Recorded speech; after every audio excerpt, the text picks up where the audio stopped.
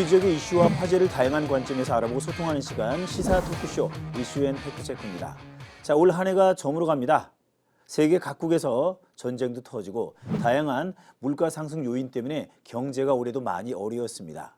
그러나 위기만 있었던 것은 아니죠. 올 한 해 2023년 우리 지역 경제에 좀 살펴보면서 또 내년을 전망해보는 시간 갖도록 하겠습니다. 두 분 모셨습니다. 금호공대 경영학과 이승희 교수 그리고 한국지역산업경제연구원 장성호 전 이사 두 분 나오셨습니다. 어서 오십시오. 안녕하십니까. 네, 반갑습니다.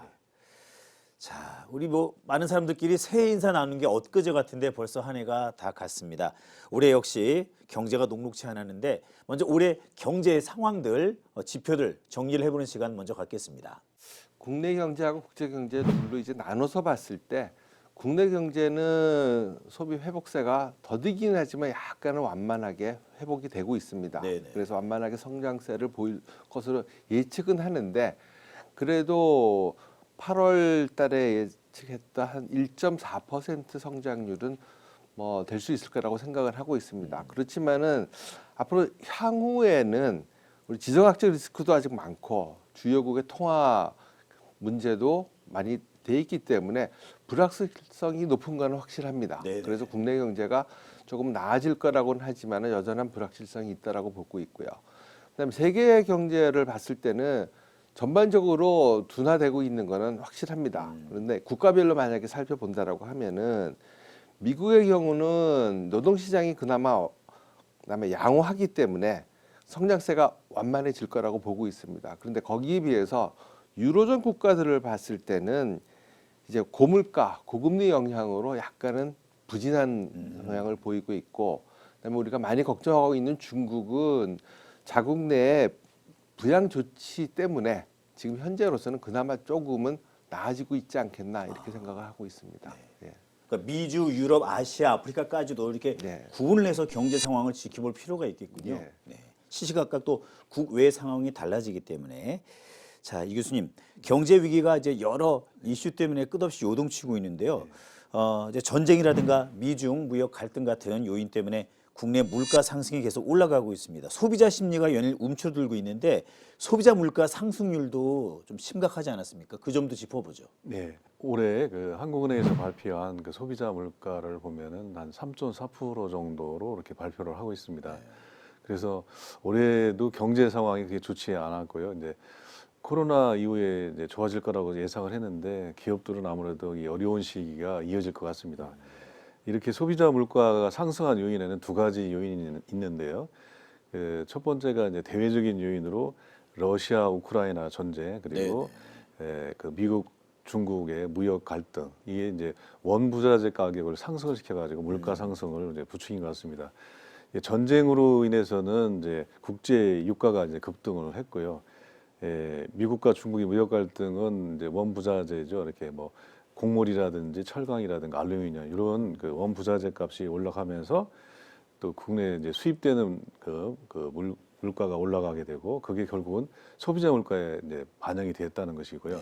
두 번째로 국내적으로는 코로나 이후에 이제 움츠렸던 이런 소비들이 좀 늘어나면서 가계 수요가 이렇게 증가하면서 소비자 가격도 소비자 물가도 올라가는 그런 상황입니다. 그래서 이 통계청이 이제 발표한 거에 의하면은 며칠 전에 이제 11월 달에 3.3%까지 얘기를 했는데 3.4%까지가 올해 평균 이렇게 물가가 올라갈 거라고 예상하고 있고요. 다만 이제 우리 서민들이 느끼는 그런 체감 물가는 더 높을 것 같습니다. 그렇죠. 농축산물 같은 경우에는 합동해서 한 7.3% 정도 올랐고요. 특히 농산물 물가만 보면 13.6%가 상승을 해서 주부들이 느끼는 장바구니 물가는 굉장히 높은 편이라고 할 수가 있습니다. 그래서 이 소비자 물가 상승은 결국 가계 실질 수요를 감소시키고 이제 소비 심리를 위축하게 되는 그런 현상으로 이어질 것 같습니다. 예. 그게 경기 침체로 연쇄적으로 또 영향을 주기 때문에 문제가 되는 그렇죠. 거겠죠. 예, 자, 그와 더불어서 가장 또 심각한 게 가계 부채 비율, 빚이 얼마나 되느냐입니다. 올해 3분기 한국의 국내 총생산 GDP 대비 가계 부채 비율이 전 세계 조사 61개 국가 가운데 네 번째를 기록했다고 하는데 이대로 가면 이사님 우리 90년대 후반에 IMF 직격탄을 또 맞을 수도 있다 이런 걱정 어린 목소리가 나오고 있습니다. 예, 맞습니다. 일반적으로 가계부채는 언제 터질지 모르는 시한폭탄이라고들 얘기를 네네. 합니다. 그래서 우리나라는 다른 나라에 비해서 그 미국이나 다른 선진국들은 이런 문제 때문에 한번 크게 고통을 당한 적이 있습니다. 그래서 우리 경제도 만약이라도 잘못되면 이럴 수 있다는 가능성은 있습니다. 그런데 지금 현재 보기에는 우리가 그때 금융위기까지는 안 간다고 하더라도 이 가계부채는 저성장을 유발시키는 가장 큰 요인이라고 볼 수 있습니다. 왜냐하면은 이 가계부채로 인해서 원리금 부담이 증가하게 되면은 네네. 가처분 소득이 감소하게 되고 또 그거는 소비 감소로 이어지기 때문에 장기적으로는 저성장으로 계속 이어질 가능성이 있다. 그래서 가계부채는 굉장히 우리가 신경 써서 생각해 봐야 될 문제가 아닌가 이렇게 생각을 합니다. 예. 가장 중요한 소비자 물가와 예. 가계 부채 비율. 이번엔 지역 이슈에 대해서 좀 알아보죠. 대구 경북 통합 신공항 여러 이제 고개가 있고 또 하나둘씩 넘고 있지 않습니까? 또 다른 고개가 통합 신공항의 화물 터미널 입지였는데 이 때문에 두 지자체 간 갈등도 있었고 이건 잘 봉합된 추세입니까? 어떻습니까? 지금은 의성군하고 그러니까 경북도하고 대구시하고는 거의 합의를 본 것으로 나오고 있습니다. 네네. 그래서 화물 터미널을 의성군 쪽에다가 건설하는 거를 대구시에서도 생각을 하고 있는데 가장 큰 이유는 어차피 이제 물류 중심의 공항이 되기 위해서는 화물 터미널이 반드시 있어야 된다는 얘기입니다. 그런데 처음에 대구 신공항을 계획할 때는 옛날 대구공항을 중심 기준으로 생각을 했었는데 사실 옛날 대구공항에는 화물 터미널이라는 게 아예 없었습니다. 네네네. 그렇기 때문에 물류량을 한 7만 톤, 8만 톤 정도밖에 생각을 안 했었는데 이쪽으로 오게 되면서 통합 신공항이 되면 당연히 물류가 늘어나겠죠. 그래서 네네. 지금 예측하기로는 한 40만 톤까지 가까이 되지 않겠느냐.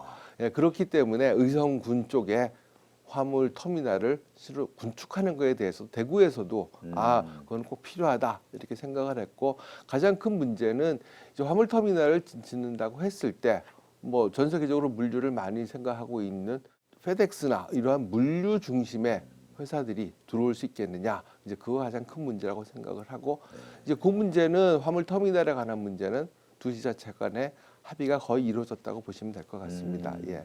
화물 수요에도 꼭 대비를 해야 되겠군요. 예. 예. 자, 예산안 부분 살펴보도록 하겠습니다.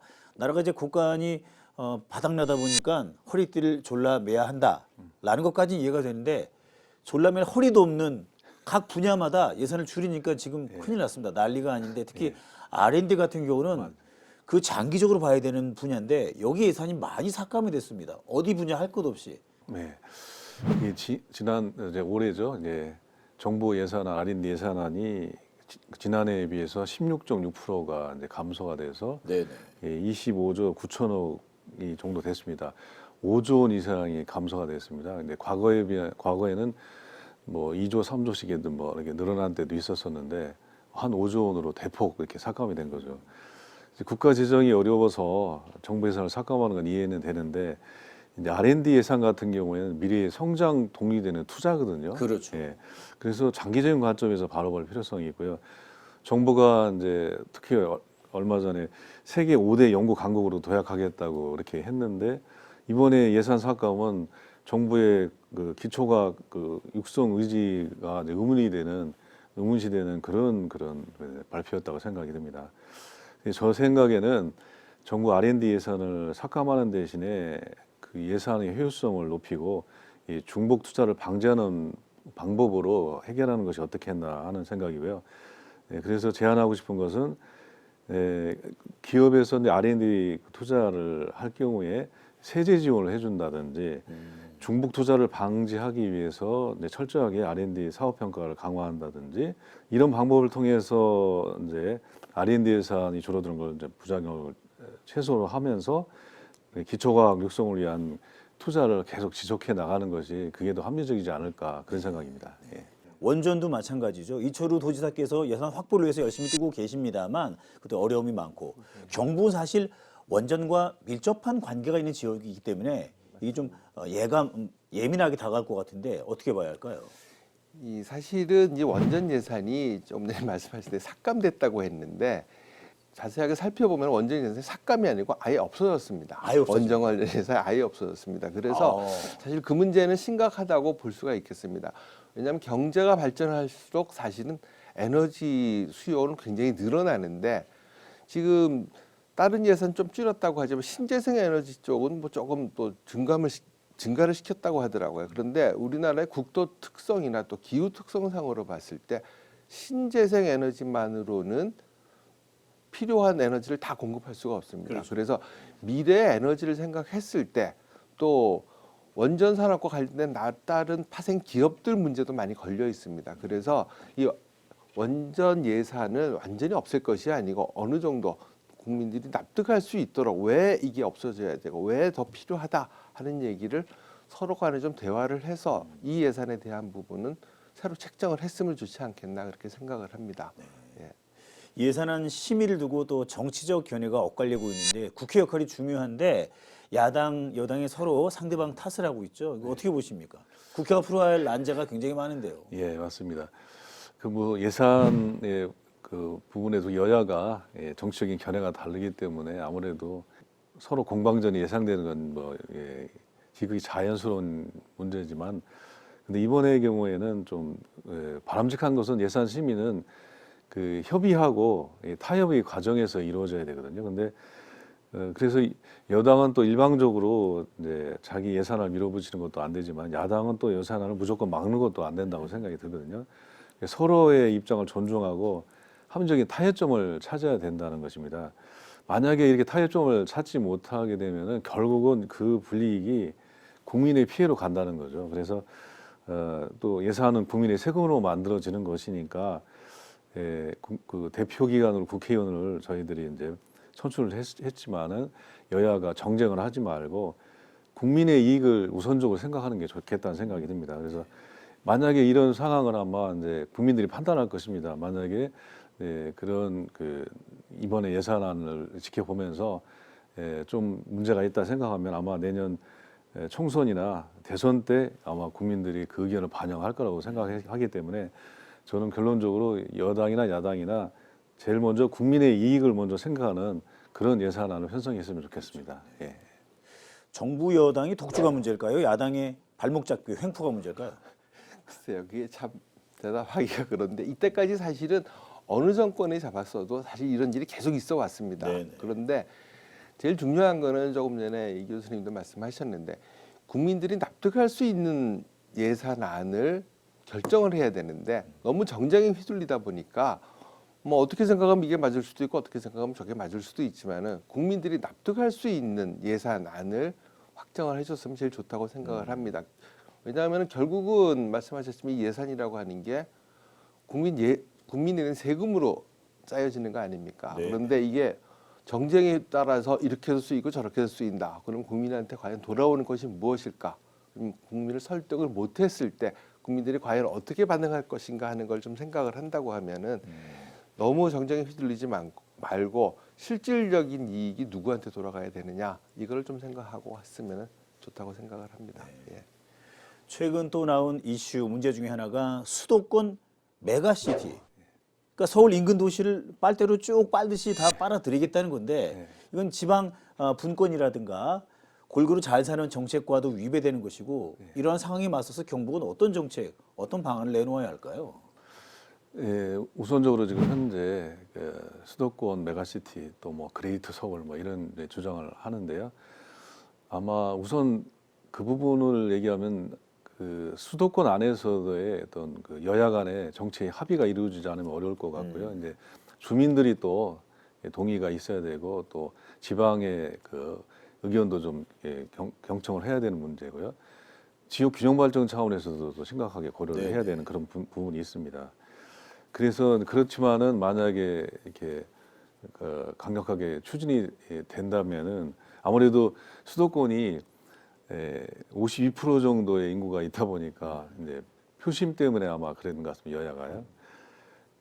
만약에 그렇게 이루어진다면은 지방도 거기에 대한 대책을 세워야 된다 생각이 듭니다. 그래서 수도권 못지않게 지방에도 경북에도 나름대로 메가시티를 구성해야 된다 생각이 듭니다. 그래서 뭐 부울경 메가시티, 대구 경북은 통합 신공항이 만들어지기 때문에 경제 행정이 같이 통합이 되는 어떤 그런 메가시티가 같이 조성이 돼야지 수도권 못지않은 메가시티가 우리 경북에도 이루어진다고 하면은 어떤 균형 발전 차원에서도 수도권에 항상 이렇게 경쟁력이 이제 약화돼서 뒤처져 있었었는데 그런 부분을 이제 많이 할 수 있다고 생각이 듭니다.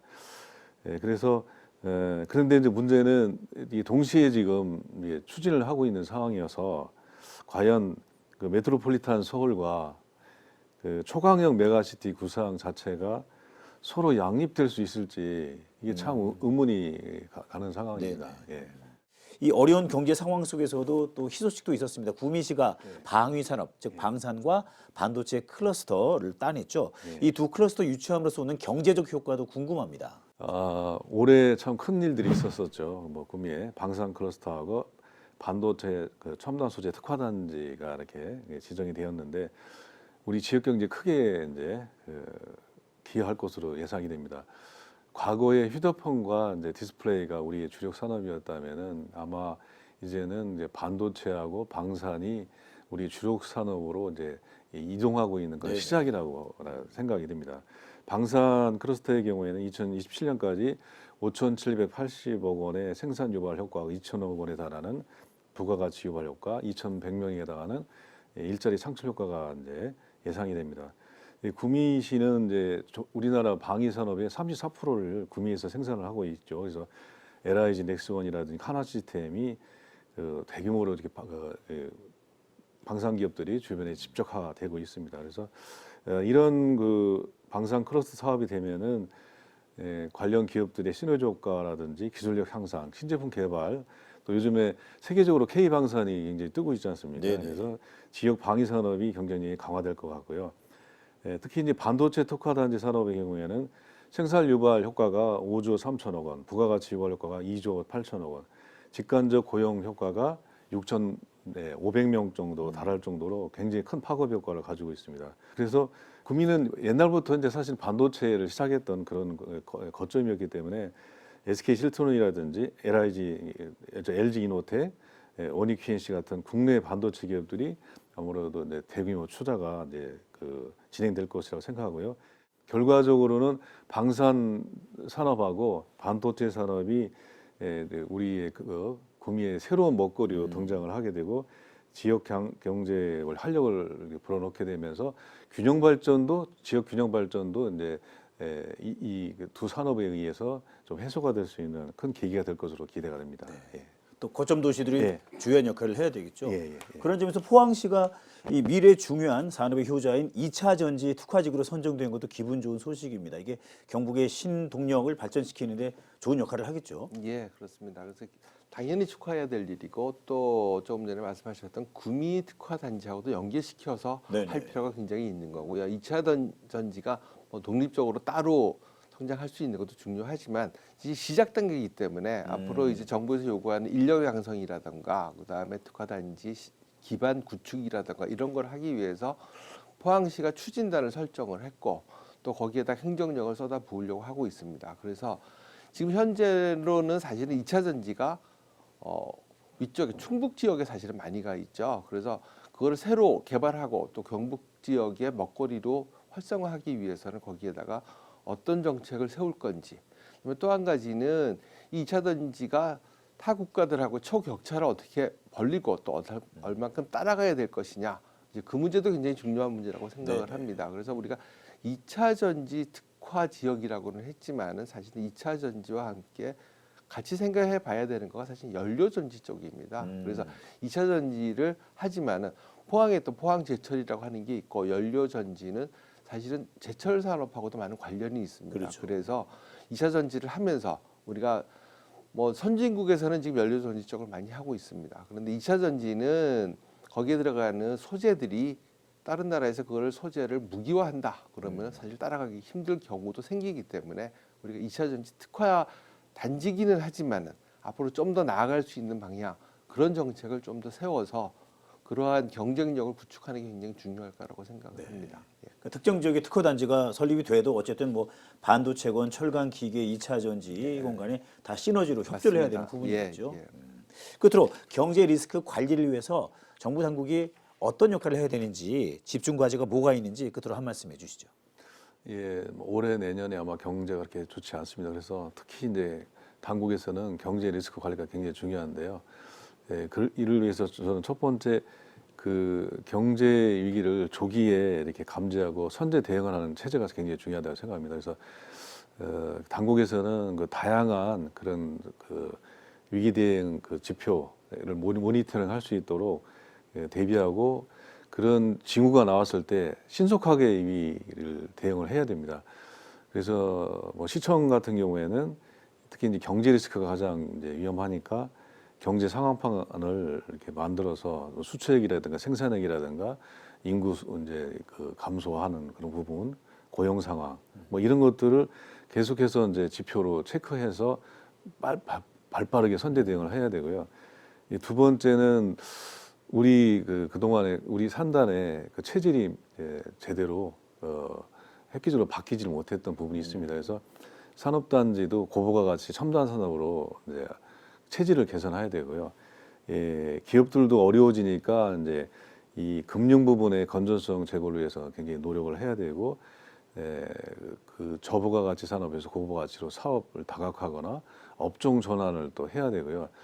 예, 그렇지만 결국은 또 영세한 기업들은 또 어려움이 더 어려울 수 있어요. 그래서 그 영세한 기업들이라든지 빈곤층을 위해서 지원하는 시스템도 갖춰줘야지 이분들이 아무래도 가장 또 어려워지는 그런 상황이 될 수 있기 때문에 당국에서도 긴급하게 조치할 필요성이 있습니다. 그래서 결론적으로는 뭐 유비무환의 자세가 필요하지 않을까. 사전에 근데 조기에 발견해서 예방을 하고 신속하게 대응하는 거. 그래서 이런 항상 위기 뒤에는 또 무엇보다도 또 이게 또 기회가 또 오게 됩니다. 그래서 우리가 이런 위기를 또 기회로 이렇게 전환할 수 있는 어떤 그런 지혜를 모아야 될 때라고 생각합니다. 예. 자, 유비무환과 체질 개선과 함께 또 필요한 리스크 관리 과제 뭐가 있을까요?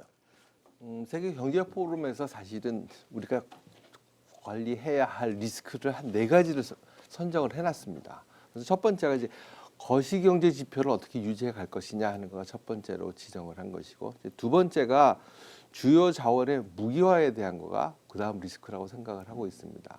그다음에 세 번째가 지정학적으로 지금 국지적으로 전쟁이 일어나고 있지 않습니까? 러시아, 우크라이나, 이스라엘, 팔레스타인, 그 전쟁이 세 번째 글로벌 리스크라고 생각을 하고 있고, 그다음에 마지막으로 녹색 전환, 그러니까 좀 환경 문제가 많이 나오고 또 최근에 AI가 굉장히 발전을 하고 있는데 이거에 대한 대응을 어떻게 할 것이냐.